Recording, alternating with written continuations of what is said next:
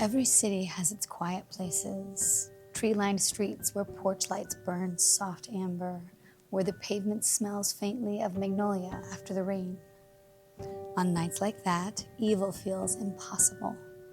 It hides behind good wine, polite conversation, and the thin veil of trust between friends.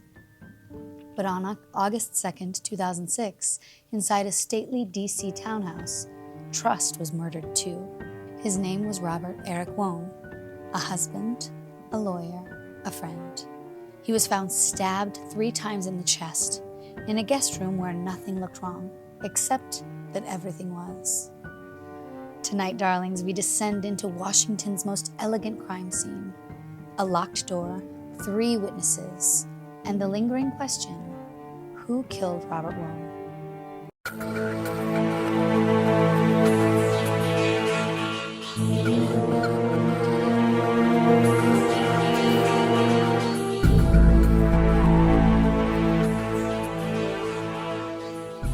Welcome back to RIP with Linzi, a show where we do a deep dive into the unsolved murder cases of our time and some from long ago, in the hope that one day a member of our viewership will help us crack one of these cases wide open. This podcast is being produced by Chicken Wrap Productions, and my outstanding, magnificent spote of face-off visuals is handling sound mixing and editing. So without further ado, let's dive right in. Robert Eric Wone was 32, smart, methodical, deeply kind, a graduate of William and Mary and the University of Pennsylvania Law School. He worked long hours at Radio Free Asia, where he handled legal affairs for journalists and foreign correspondents. He and his wife, Kathy, had been married just 3 years. She described him as the type who ironed his shirts the night before and still said thank you to waiters who forgot his drink. Me. That Wednesday, Robert planned to stay overnight in the district. Too late to drive home in the suburbs of Oaktown, his friend Joseph Price offered a guest room at his townhouse on Swan Street. $1 million row home with exposed brick, marble counters, and, as the police would later note, the crisp order of a Pottery Barn catalog. Joseph Price wasn't just an old colleague friend. He was a respected attorney, living there with his partner, Victor Zabrowski, and their housemate, Dylan Ward. It was a polished, progressive household, 2 lawyers, a culinary instructor, expensive wine, and an unspoken aura of refinement. At 10:30 p.m., Robert arrived with an overnight bag and his laptop. He changed into a gray William and Mary t-shirt, brushed his teeth, and texted his wife goodnight. It was the last message she would ever receive. At 11:49 p.m. that night, the DC Metro Police received a 911 call from Victor Zabrowski. His voice trembled, urgent yet strangely controlled. "We need an ambulance. Our friend's been stabbed in the chest. We think an intruder broke in." I already take issue with this 911 call. I think that when someone's responding to a true emergency in earnest, they don't offer any insight into motive or, unless it's cold hard facts. You'll hear someone in a 911 call say, "My wife's been shot by, so-and-so," or, they typically only offer details about a crime that they themselves have witnessed. Because think about it, when you're making a 911 call, you're in a state of panic and emergency, generally speaking. And so for him to have already be offering theories about what might have happened, to me, illustrates that he's trying to create a narrative. But let's carry on. Police arrived within minutes to the ritzy neighborhood. The townhouse was calm. A little too calm, they thought. Robert lay on the guest bed, neatly positioned on his back, his body cleaned of blood. 3 stab wounds, all within a tight cluster over his heart. No defensive injuries, no torn clothing. Paramedics noted that his t-shirt was oddly free of blood spatter, as though someone had wiped him down and redressed him. Detectives began to move through the house, and immediately the narrative started to crumble. After all, there were no signs of forced entry, no valuables missing. The doors were locked from the inside.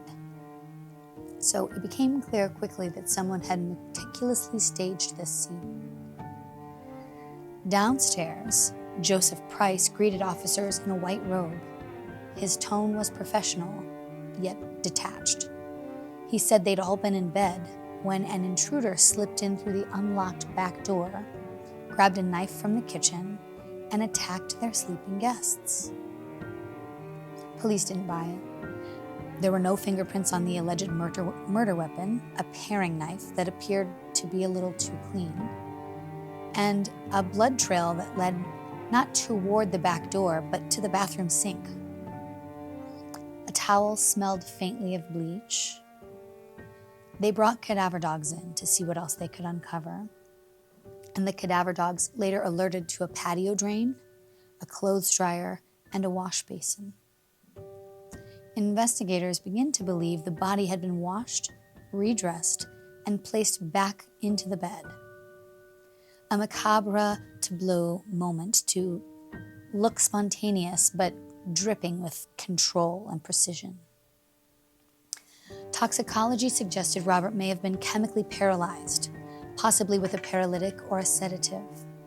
Small puncture marks on his neck hinted at some type of injection, but no drugs were definitively identified.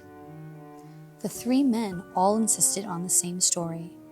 They claimed to have heard a scream, rushed in, and found Robert mortally wounded. Yet, none of them had blood on their hands or their clothing. It was as though the crime scene occurred in an alternate timeline, one erased before help was able to arrive. Forensic analysts found only 2 sets of fingerprints on the entire knife, the tech who packaged it, and one faint partial that couldn't be matched. The bloodstains on the mattress told another story. Small vertical patterns, inconsistent with a violent struggle. It suggested that Robert was lying still, already unconscious when the knife entered. Investigators theorized he'd been restrained, possibly assaulted, then cleaned. Lubricant was discovered near the bed, and one officer noted the eerie absence of natural body fluids for such deep wounds. The theory that Robert was sexually assaulted or experimented upon under sedation began to gain traction. But without biological evidence, without proof, it remained conjecture. Naturally, these attorneys, these men, all lawyered up. Joseph Price, the homeowner, was himself an attorney, and naturally he refused to answer further questions, citing harassment. And from that moment on, the case became sort of a chess match. 3 years later, prosecutors charged Price, Zabrowski, and Ward not with murder, but with obstruction of justice, evidence tampering, and conspiracy. Their argument: the trio staged a break-in to cover up what really happened inside that house. The defense was basically claiming hysteria and coincidence. They claimed police simply couldn't accept that a random intruder might have entered, committed a surgical murder, and vanished. The trial in 2010 lasted 5 weeks. Jurors never heard a convincing motive, and the medical examiner couldn't confirm assault. In the end, Judge Lynn Leibovitz acquitted all 3, stating that while she believed they knew more than they admitted, reasonable doubt remained. To this day, no one has ever been charged with Robert Wone's murder. Let's talk about the aftermath. Kathy Wone, Robert's widow, filed a civil suit that was quietly settled. She built a foundation in his name, funding scholarships for law students committed to public service. The Swan Street townhouse was sold.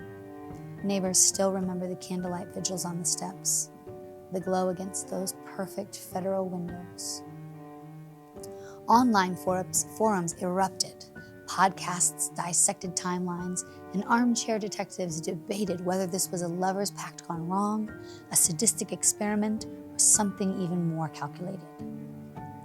One DC detective said years later, "It's the only murder scene I've ever walked into that smelled like lemon cleaner instead of death." I think that tells you everything you need to know. But let's dissect some of the theories and the echoes of this case. Theory 1, the experiment. Some believe Dylan Ward, with training in massage and possible interest in bondage, administered a paralytic while Price observed. Something went fatally wrong and the group covered it up. Theory 2, the love triangle. Maybe there was a secret relationship, obviously fostering jealousy, impulse, and panic. The cleaning, the silence, the loyalty among the men all sort of speak to this type of torrid affair. Theory 3, the intruder. Still the official claim, yet no DNA, no footprints, no missing property. It would require a ghost with surgical precision. Whatever the truth, Robert's death sits at the intersection of intellect and instinct. The mind that solves puzzles confronted by one it cannot. So I wanted to unpack my theory on this one a little bit. You can scrub a floor until it shines. You can even scrub a body until it doesn't appear consistent with the wounds, but you really can't bleach away guilt. I think that there was definitely some sort of a love triangle going on here, some sort of an affair, maybe like a torrid kind of affair. One thing that I have noted in my life is that sometimes the people who seem kind of the most buttoned up, and especially in DC, I think there are a lot of closeted homosexuals who feel as though they can't be open about their sexual orientation or preferences because of the line of work they're in. Maybe they're in a particularly oppressive vertical, like law, where those types of alternative lifestyles are not quite as welcome, and you risk your level of success by being out and open about it. So I think that there was some kind of an affair. What I'm not sure about is whether or not Robert was a willing participant in this, or I tend to lean toward the notion that these friends of his were trying to maybe convince him to become involved in their relationship. Maybe they just wanted to have relations with him. And I don't know. I think they did drug him. I think that the wounds on the body are very consistent with that theory. And, why they stabbed him in the heart is what I can't quite figure out. It's one thing to just... Hang on, let me take that back, because it's obviously egregious to drug someone and take advantage of them sexually. But it is another thing entirely to do that and then murder them.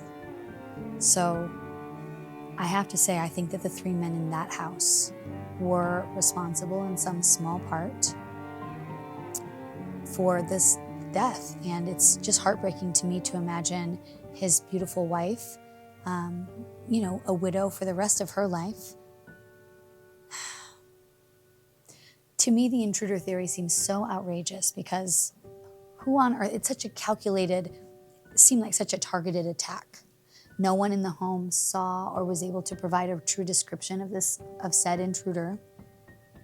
If you're living in a multi-million-dollar townhome in DC, I don't think you're leaving the back door unlocked. Also, why was the body basically scrubbed and redressed? Why didn't any of them have any blood on them? Why were they so buttoned up during the initial police interview and statements? And the fact that they, all had this message of complete solidarity in terms of the story. They were the only three outside of this man's wife who would have known he was even there. So it really doesn't make any sense to me. but it is still unsolved. So the Swan Street townhouse, of course, is still there. Its shutters have been repainted, its mail slot repolished. But I often wondered to myself if, if he still kind of haunts that space. Robert Wone was a man who trusted his friends. He walked through an unlocked door and never came back out. So maybe the moral of this story isn't about murder at all. Maybe it's about the places where we feel the safest and how easily those can turn on us. All right, darlings, it's your turn. If you were on that jury, what theory would you believe? Head to our socials and leave your verdict in the comments section. Was Robert Wone's death a lover's conspiracy, a fatal experiment, or a stranger's silent murder? I'll feature your best theories on next week's episode. And if you do, in fact, have any information about this case, no matter how small or seemingly insignificant, please contact the DC Metropolitan Police Homicide Unit. Someone out there still knows what really happened, and Robert and his family deserve justice. Again, and as always, this episode of RIP was produced by Chicken Wrap Entertainment with editing and sound design by Spote at Face Off Visuals. Thank you so much. Also, subscribe to this podcast, like, comment, share, send it to your friends. And until next time, keep your lights low, your minds sharp, and your secrets cleaner than Swan Street. Until next time, rest in peace.